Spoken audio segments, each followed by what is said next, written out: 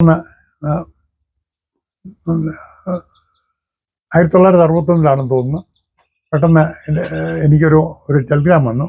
എൻ്റെ അമ്മാച്ചൻ്റെ മകള് അന്ന് ഡൽഹിയിലുണ്ട്. പുള്ളിക്കാരി പറഞ്ഞു, പെട്ടെന്ന് ഡൽഹിയിലേക്ക് വന്നാൽ കാൽടെക്സിലൊരു ജോലിയുണ്ട്, ഒരു ടെമ്പററി ജോലിയാണ്, ഏതാനും മാസങ്ങളിലേക്കേ ഉള്ളൂ, നീ പെട്ടെന്ന് വരിക. അതിനു മുമ്പ് ഞാൻ ഗുജറാത്തിലെ കച്ചിൽ എൻ്റെ ഒരു കസിനുണ്ട്, അങ്ങോട്ട് പോകാനെല്ലാം തയ്യാറെടുപ്പായിരുന്നു. പക്ഷേ ദൈവാനുഗ്രഹമോ ഭാഗ്യമോ എന്ന് പറയട്ടെ,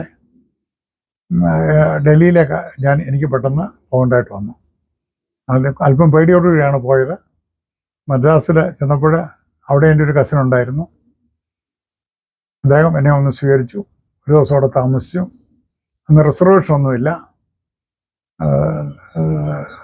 പിറ്റേ ദിവസം ഡൽഹിക്ക് പോകേണ്ട സമയത്ത് വളരെ നേരത്തെ റെയിൽവേ സ്റ്റേഷനിൽ ചെന്നു. ഒരു പോർട്ടർക്ക് എന്തോ കൊടുത്തു. അങ്ങനെ ഇരിക്കാനൊരു സീറ്റ് തരപ്പെടുത്തി. വളരെ പേടിയോടുകൂടിയാണ് യാത്ര ചെയ്തത്. പക്ഷേ യാത്ര തുടങ്ങിയപ്പോൾ തന്നെ ധാരാളം സുഹൃത്തുക്കളെ കണ്ടുമുട്ടി. ധാരാളം ഇംഗ്ലീഷ് പറയാൻ അറിയാൻ വയ്യാന്ന് വിചാരിച്ചിട്ട് പോലും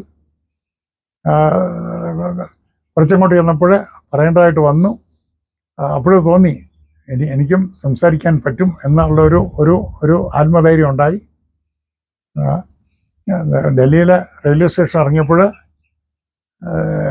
അമ്മാച്ചൻ്റെ മകള് കുഞ്ഞിഞ്ഞമ്മാമ്മ അവിടെ എന്നെ കാത്തു നിന്നിരുന്നു.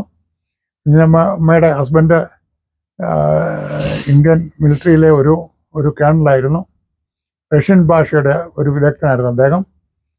ജവഹർലാൽ നെഹ്റുവും ക്രൂഷ്ചേവും തമ്മിലൊക്കെ സംസാരിക്കുമ്പോൾ അദ്ദേഹമായിരുന്നു ഇടയ്ക്ക് നിന്ന് പരിഭാഷപ്പെടുത്തിയിരുന്നത്. അതുപോലെ ഡൽഹിയിൽ ചെന്നപ്പം വളരെയധികം പ്രഗത്ഭരായ വ്യക്തികളുടെ ഒരു കൂട്ടത്തിലേക്കാണ് ഞാൻ ചെന്നത്. അതൊരു ഭാഗ്യമായി. ഞാൻ വിചാരിച്ചു നമുക്ക് വളരെ ഈസി ആയിട്ട് അവിടെ ജീവിക്കാമെന്ന് വിചാരിച്ചു. പക്ഷേ അവരൊന്നും സമ്മതിച്ചില്ല. ചിലരുടെ പേര് ഞാൻ പറയട്ടെ. ഒന്ന്, കുഞ്ഞിഞ്ഞമ്മാമയുടെ മദറിൻ്റെ, അതായത് അമ്മായിയുടെ ഒരു കസിനായിരുന്നു പി.ടി. പുന്നൂസ്. പി.ടി. പുന്നൂസ് അവിടെ MP ആയിരുന്നു. അദ്ദേഹമായിട്ട് അടുത്തിടപെടാൻ സാധിച്ചു. അതുപോലെ ചാലക്കുഴി മാധപ്പിച്ചായൻ എന്ന് പറയുന്നത് അമ്മയുടെ സഹോദരി ഭർത്താവായിരുന്നു. അദ്ദേഹം അവിടെ ഗവൺമെൻറ് ഓഫ് ഇന്ത്യ പ്രസ് മാനേജരായിരുന്നു. പിന്നീട് എൻ്റെ തന്നെ ഒരു കസിൻ PM മാത്യു IAS അവിടെ ഗവൺമെൻറ് ഓഫ് ഇന്ത്യയുടെ സെക്രട്ടറി ആയിട്ട് വന്നു.